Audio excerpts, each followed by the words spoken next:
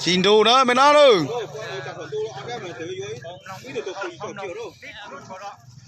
Tổ tư là tổ nhiệt bùa thứ đó tụi nào.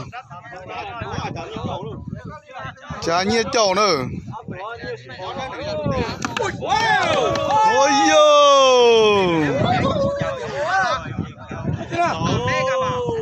Cháu từ khóa từ xin đầu xin húa nha. Có được bông là chị ơi. Khóa từ xin đầu cái kia gì nè. Hả?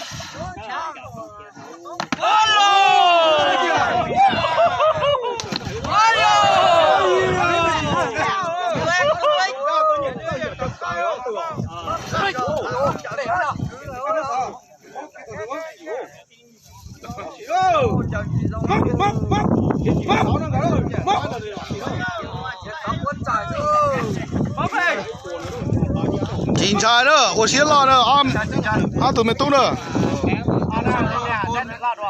Có chữ làm như thế gì? Không đi. Không mong cái được. Không đi. Nhéo là.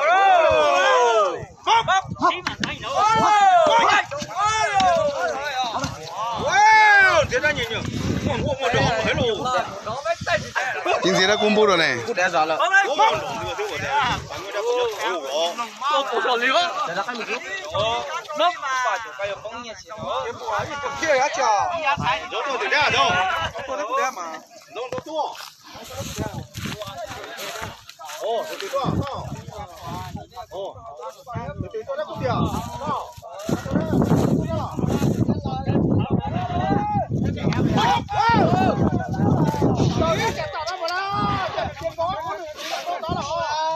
Đu bò.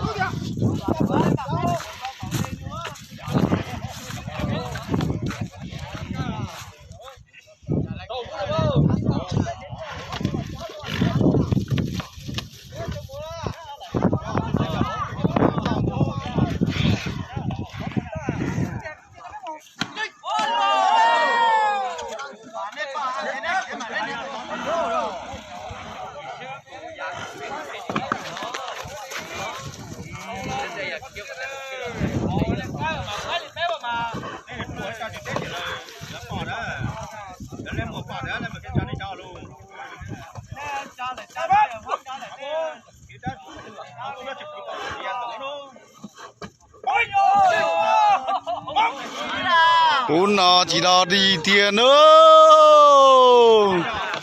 Làm sẽ lòng bơ.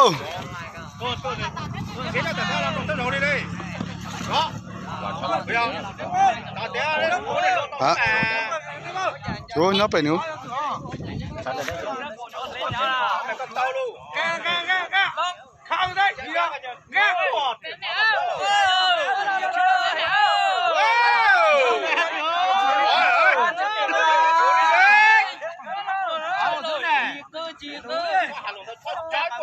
Hai lô mông bò.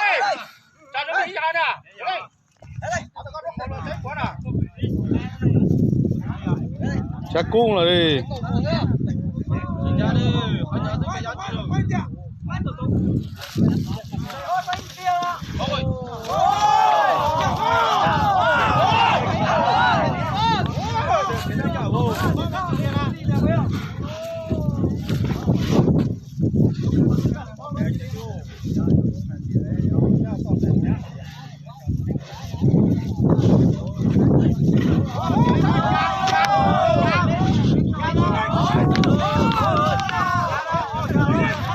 Rất khắc nghiệt.